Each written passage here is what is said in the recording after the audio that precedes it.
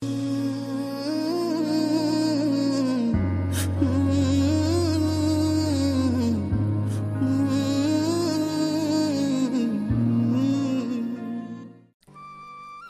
সমুদ্র সৈকত ঘুরতে এসে 7 বছর পর আপন পরিবারের দেখা মিলে যাবে তা কখনো কল্পনাও করিনি।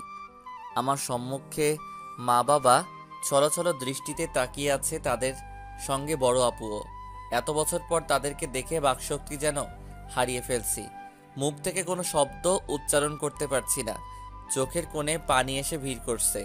হাতের উল্টো পাশ দিয়ে অশ্রুগুলো বের হবার আগেই মুছে তাদেরকে পাশ কাটিয়ে চলে যেতে লাগলাম। কেননা তাদের সঙ্গে আমার সম্পর্ক নেই বললেই চলে। আপনারা হয়তো ভাবছেন বাবা মার সঙ্গে সম্পর্ক নেই মানে এটা আবার কেমন কথা। এটা যদি ভেবে থাকেন তো আপনার মাঝে ক্লিয়ারলি ভাবে বলছি, শুনুন, আমি রনি হাসান, বাবা মার তৃতীয়তম সন্তান। মানে আমার ও বড় ভাই বোন দুইজনেই আছে। বাবা কলেজ মাস্টার, মা গৃহিণী।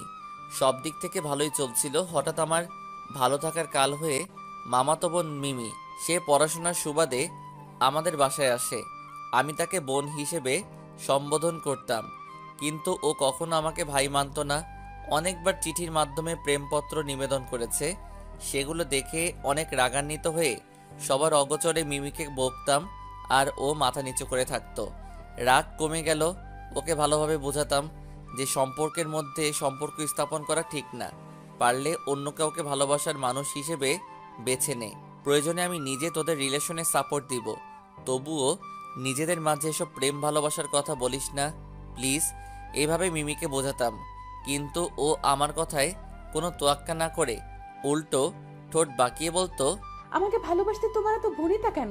নাকি আমি অসুন্দরী, আমার রূপ নেই, কোনটা বলো? মিমির এমন ধারা কথা শুনে রেগে মেগে ওখান থেকে সরে আসতাম। মিমি যে অসুন্দরী ছিল এমন কিছু না, ও বেশ সুন্দরী ছিল। যে কোনো ছেলে তার রূপে অতি সহজেই ঘায়েল হয়ে যাবে, কিন্তু আমার বেলায় তা ভিন্ন হয়েছে। প্রকৃতপক্ষে মিমিকে আমি বোনের নজরেই দেখতাম, আর যাকে বোনের নজরে দেখা যায় তার প্রতি বাজে অনুভূতি কখনোই আসে না। আমার চিন্তাধারা ছিল যে ভালো যদি বাঁচতেই হয় তাহলে অন্য কোনো মেয়েকে ভালোবাসবো, নিজের মামাতো বোনকে ভালোবেসে চরিত্রহীনতার পরিচয় কেন দিব। আমার এরকম চিন্তাধারা যে কাল হয়ে দাঁড়াবে তা কখনো ভাবতেই পারিনি। একদিকে মিমির প্রেম নিবেদন রিজেক্ট করে দিতাম, আর ও আমাকে হুমকি দিয়ে বলতো, আমাকে ভালো না বাসলে তার ফল কিন্তু ভালো হবে না, কথাটি মনে রেখো। মিমির এরকম ধারা কথা শুনে বেশি একটা রিয়াক্ট করতাম না, উল্টো হেসে বলতাম, হাহাহা, তোর যা ইচ্ছা হয় করতে পারিস, এই বলে সরে যেতাম। এরপর কিছুদিন ভালোই কেটে গেল। এর মধ্যে মিমি আমাকে এইসব প্রেম ভালোবাসার কথা বলে বিরক্ত করলো না, এবং কথাও ঠিকভাবে বলল না। আমিও ভেবে নেই যে মিমির মাথা থেকে হয়তো প্রেমের ভূত বিদায় হয়েছে। তো এক রাতে মিমি আমাকে ফোন দিয়ে বলল, আমার রুমে একটু আসতো, ইলেকট্রিসিটির প্রবলেম হয়েছে, অন্ধকারে থাকতে পারছি না। মিমির কথা মতো সরল মনে ওর রুমে যাই। গিয়ে লক্ষ্য করি অন্ধকারে রুমে কিছুই দেখা যাচ্ছে না। দেখে বললাম, মিমি, তোর রুমে এত অন্ধকার কেন?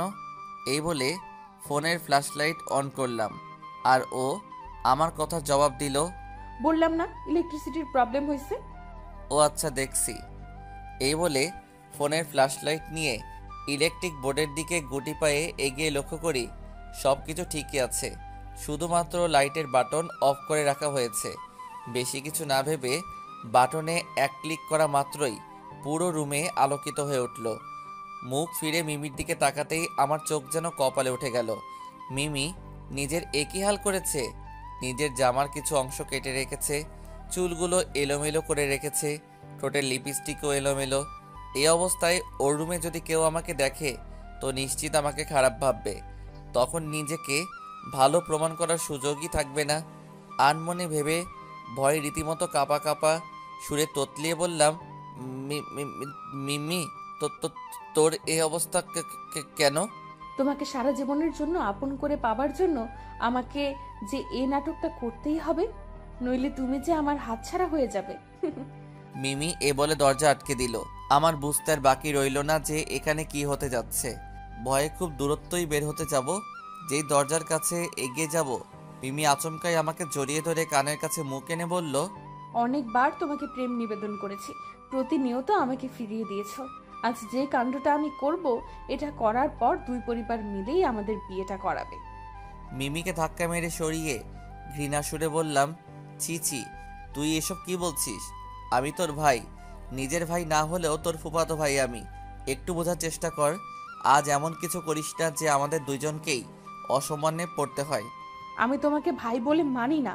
এখন আমাকে ভালোবাসবে কিনা বলো। অসম্ভব।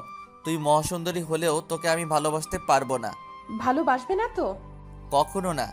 এ কথা বলা মাত্রই মিমি চোখ জোড়া বন্ধ করে কান্না করার আওয়াজে জোরে চিৎকার মেরে উঠল। আর আমি মিমির কাণ্ড দেখে বেকুব বনে চলে গেলাম। কি হচ্ছে এসব কিছুই তো বুঝতে পারছি না। কেমন জানি একটা ঘোরের মাঝে পড়ে গেলাম। মিমির চিৎকার শুনে বাবা মা ভাইয়া আপু তারা আসতে লেট করলো না। ভাইয়া দরজা ভেঙে রুমে প্রবেশ করে মিমির দিকে একবার তাকিয়ে ভীষণ রেগে গিয়ে আমার কোনো কথা না শুনে হাতের শক্তি দ্বারা কয়েকটা গালে থাপ্পড় মারলো।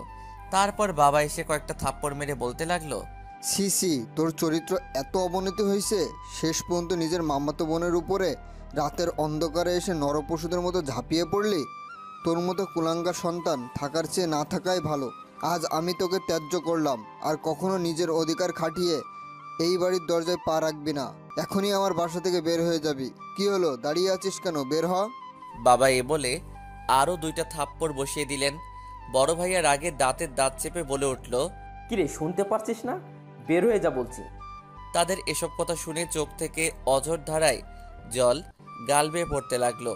বকাবকি শুধুমাত্র মা আপু তারা দুইজনেই করলো না।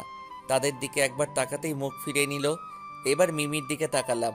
ও অনুশোচনায় মাথা নিচু করে ফেললো। হয়তো এমনটা হয়ে যাবে মিমি তা ভাবেনি। ভেবেছিল ছোট একটা নাটক করবে, তারপর দুই পরিবার মিলে বিয়ের সিদ্ধান্ত নিবে। এমনটা ভেবেই হয়তো এই জঘন্য নাটকটা করলো। কিন্তু এরকম তো কিছুই হবে না। মাঝখান থেকে মিমির জন্য আমাকে ত্যায্য হতে হলো। এখন সারা জীবনের জন্য এই বাসা আমাকে ত্যাগ করতে হবে। ব্যাস, সেদিন যে বাসা থেকে বের হয়ে আসছিলাম, আজ 7টা বছর পর কক্সবাজার সমুদ্র সৈকতে তাদের সঙ্গে দেখা। তো তাদের পাশ কাটিয়ে চলে যাচ্ছি দেখে মা কান্না করে আমার সামনে এসে বলল, নিজ পরিবারের সঙ্গে 7 বছর পর দেখা, অথচ আজ তাদের দেখেও আমার স্ত্রী তিন্নিকে নিয়ে চলে যাচ্ছি। বাবা আমাকে দেখে চোখের জল ছেড়ে দিল। মা নিজের আবেগকে সামনে রাখতে পারল না। আমার সামনে এসে কান্না জড়িত কণ্ঠে বলল, বাবা, কেমন আছিস? এতদিন কোথায় ছিলি? আমার কথা কি তোর মনে নেই? মার কান্না জড়িত কথা শুনে চোখের অশ্রুগুলো যেন খুব দূরত্বই এসে ভিড় করলো। আপুও খুশি হয়ে বলল, ভাই তুই কেমন আছিস? নিজেকে যথেষ্ট স্বাভাবিক রেখে বললাম, হ্যাঁ ভালোই আছি। বাবা, আমার কথা কি তোর মনে পড়ে না? মনে পড়লেই বা কি যায় আসে? ত্যায্য সন্তানরা তাদের আপনজনদের কাছে যাওয়া কোনো অধিকার নেই। থাকলে অবশ্যই সে দ্বিধা ভেঙে দিতাম। তোর সঙ্গে এই মেয়েটা কে? ও আমার স্ত্রী তিন্নি। আমাদের ছাড়াই তুই বিয়েটা করে ফেললি? সম্পর্ক ঠিক থাকলে অবশ্যই জানাতাম।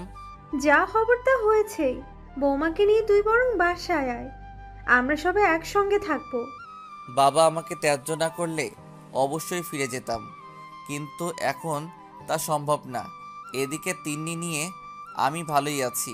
ভাই না করিস না প্লিজ, অতীত ভুলে আমাদের বাসায় ফিরে আয়। যেখানে বাবাই আমাকে ত্যায্য করেছে সে বাসায় কোন অধিকার নিয়ে যাব? তাছাড়া সেদিন বাবা আমাকে ত্যায্য করে নিজ মুখে বলছে আর কখনো এই বাড়ির ছেলের অধিকার খাটিয়ে ফিরে আসবি না। কথাটি আজও আমার কানে গেঁথে আছে। ত্যায্য সন্তান না হলে 1-2 বছর পর ঠিকই নিজ বাসায় ফিরে যেতাম, তা আমাকে বলতে হতো না। যাই হোক, মিমি এখন কেমন আছে? আমার মুখে মিমি নাম উচ্চারণ করা দেখে মা আপু তারা দুজন আমার দিকে অবাক হয়ে একবার তাকিয়ে মা বলতে লাগলো, মিমি এখন ভালোই আছে।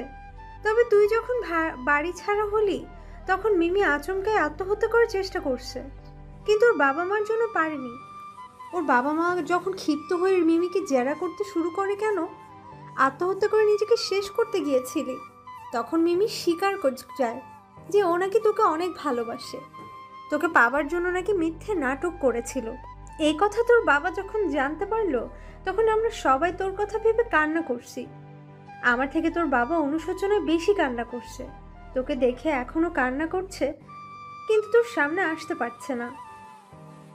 মার কথাগুলো তো শুনলি, এবার না হয় বাসায় চল। না রে, বেঁচে থাকতে আর তোদের বাসায় যাব না।